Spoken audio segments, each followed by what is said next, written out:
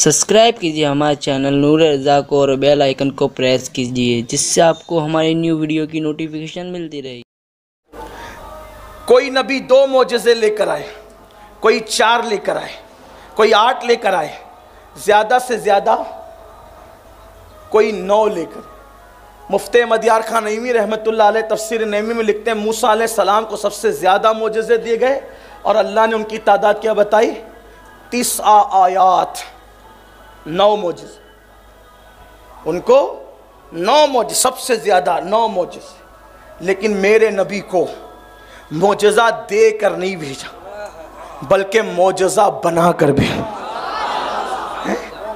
وہ صرف معجزہ لے کر نہیں آئے بلکہ وہ معجزہ، اٹھتے ہیں تو معجزہ، بیٹھتے ہیں تو معجزہ، چلتے ہیں تو معجزہ، بولتے ہیں تو معجزہ، تبسم ریز ہوتے ہیں تو معجزہ، حلیمہ کی بکریاں چراتے ہیں تو بھی معجزہ، ام معبد کی بکریوں کا دودھ دوتے ہیں تو بھی معجزہ، غصے میں آ جائے تو بھی معجزہ، کمبل اوڑے تو بھی معجزہ۔ آپ کہیں گے کیسے معجزہ؟ ہم کہتے ہیں معجزے کو عربی میں آیات کہتے ہیں، آیت کہتے ہیں، عربی میں معجزے کو آیت کہتے ہیں۔ آپ نے کہا کمبل اوڑنا کیسا معجزہ؟ میں نے کہا آیت نہ آئی ہو تو بتاؤ۔ کمبل اوڑا تو قرآن کہتا یا ایھا المدثر، غصے میں آئے، جلال میں آیا، کنکر اٹھا کر کے پھینکا، تب بھی آیا تھا وما رمیت اذ رمیت ولکن اللہ رما۔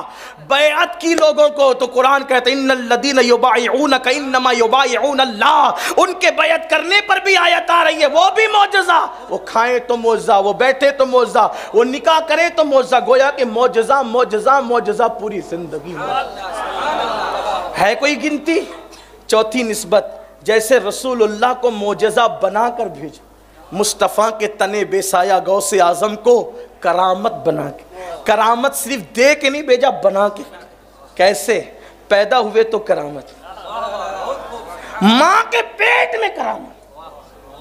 کچھ لوگ کہتے ہیں یہ لوگ گڑھ کے بیان کرتے کرامت، میں نے کہا ادھر تو قادریوں میں تو یہ بات کرنا ہی مت، گڑی وہاں جاتی ہے جہاں ہوتی نہیں ہے، یہاں تو ہے اتنی کہ بیان کرتے کرتے زندگی ختم ہو، کرامت ختم نہیں ہو سکتی۔ ماں کے شکم میں کرامت کیسے؟ سرکار غوث پاک کی امی جان بی بی ام الخیر فاطمہ ارشاد فرماتی ہیں جب عبدالقادر میرے پیٹ میں تھے میں الحمدللہ کہتی تھی تو وہ میری چھینک کا جواب تک شکم سے دیا کرتے تھے۔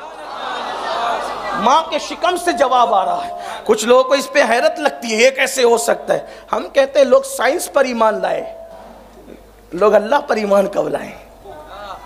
اگر سائنس کہہ دے کہ یہ ہے تو لوگ مان لیتے ہیں اور بہت شان سے مانتے ہیں۔ کیسی کرامت؟ بچپنے میں کرامت، جوانی میں کرامت۔ امام یافعی فرماتے ہیں غوث پاک کروٹ لیتے تھے تو بھی کرامتوں کا ظہور ہوتا تھا۔ فرمایا گیا شیخ بتائی فرماتے ہیں کہ غوث پاک کی کرامتیں ایسی تھی جیسے برستی ہوئی بارش، جیسے بارش کے قطروں کو گنا نہیں جا سکتا ویسے غوث پاک کی کرامتوں کو شمار نہیں کیا جا سکتا۔ ابن تیمیہ جیسے لوگ جنہوں نے بدعتوں کو رواج دیا، ابن تیمیہ کہتے ہیں اللہ اکبر کہ غوث پاک کی کرامتیں تواتر کو پہنچی ہوئی ہے۔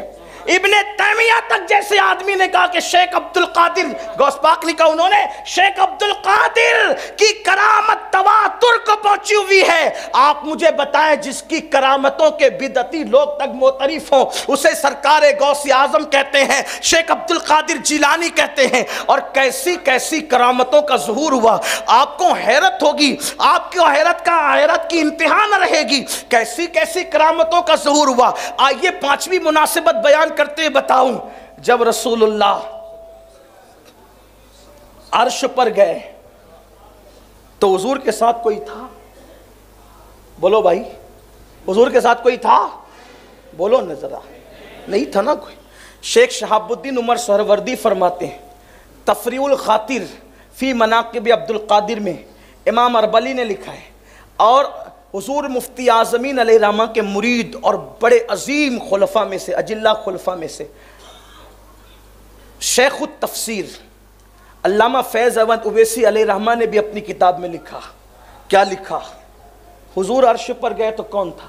کوئی ساتھ نہیں تھا، لیکن غوث پاک فرماتے ہیں اپنے قصیدے میں فرماتے ہیں، ابھی یہ شیخ شہاب الدین کا حوالہ نہیں ہے، ان کے قصیدے کا حوالہ، فرماتے ہیں جب دو محبوبوں کا ملن ہو رہا تھا، نسبت دیکھیں، فرماتے ہیں جب دو محبوبوں کا ملن ہو رہا تھا تب بھی عبد القادر موجود تھا۔ اور غوث پاک فرماتے ہیں، نسبت دیکھیں، فرمایا جب حضور عرش پر پہنچے، نسبت دی، حضور عرش پر پہنچے، جب عرش پر پہنچے تو جبریل امین بھی ساتھ چھوڑ گئے، حالانکہ یہ تفضیل جبریل امین پہ بھی ان کو تفضیل نہیں دے رہا ہوں میں، ہاں لیکن کچھ لوگ جو ہے وہ ہم لوگوں کے حوالے سے کچھ زیادہ حساس ہیں، تو اس لیے میں ایک ایک جملے پر تھوڑی سی وضاحت کرتا ہے کہ یہ کہا یہ جبریل سے بڑا بنا دیا، میں کہا نہیں بھائی، جو رسول ملائکہ ہیں تو ہم اولیاء اللہ کو ان پر فضیلت نہیں دیتے، وہ رسول ملائکہ ہیں، ان کا مرتبہ ہے۔ میں تو یہ کہتا ہوں، بار بار کہہ چکا ہوں کہ اعتقاد الاحباب میں امام اہل سنت نے جن عقائد کی وضاحت کی ہے بالکل وہی عقائد من نوعاً وہی ہمارے عقیدے ہیں، نہ ایک بال برابر کم نہ ایک بال برابر زیادہ۔ اب جس کو ہمارے عقیدے دیکھنے وہ اعتقاد الاحباب اٹھا کر کے پڑھے تو اس کو سمجھ میں آئے گا کہ ہمارے عقیدے کیا ہے، یہ بات سمجھ لیں آپ۔ لیکن یہ بات لکھی ہے نا ہمارے بزرگوں نے، اور مجھ سے بات کرنے سے پہلے آپ کو فیض احمد اویسی کی طرف جانا پڑے، مجھ سے بات کرنے سے پہلے آپ کو امام اربلی کی طرف جانا پڑے، اور مجھ سے بات کرنے سے پہلے آپ کو شیخ الشیوخ شیخ شہاب الدین عمر سہروردی کی طرف جانا پڑے۔ یہ شیخ شہاب الدین عمر سہروردی کوئی معمولی آدمی، غوث پاک نے کہا شہاب الدین عراق میں تیرے بعد قیامت تک تجھ جیسا ولی پیدا نہیں ہو سکتا، یہ شہاب الدین سہروردی۔ اب سنیے، غوثیت مآب خود فرما رہے ہیں کہ جب جبریل کا ساتھ چھوٹ گیا، حضور تشریف لے گئے عرش پر، تو اس وقت اللہ نے میری روح کو وہاں پہ حاضر کیا۔ غوث پاک فرماتے میری روح کو حاضر کیا اور میں نے اپنا کندھا مصطفیٰ جان رحمت کی بارگاہ میں پیش کیا۔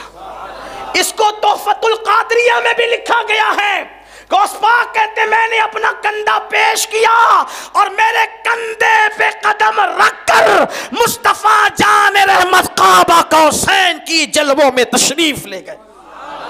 اسی لیے شیخ شہاب الدین عمر سہروردی کہتے ہیں کہ جب غوث پاک کی ولادت ہوئی تو رسول اللہ کا نقش قدم غوث پاک کی پشت پر موجود تھا۔ گویا یوں کہہ لے کہ یہ بھی چھٹی مناسبت ہے کہ رسول اللہ جب دنیا میں تشریف لائے تو مہر نبوت کے ساتھ تشریف لائے، اور جب غوث پاک دنیا میں تشریف لائے تو مہر ولایت کے ساتھ دنیا میں تشریف لائے۔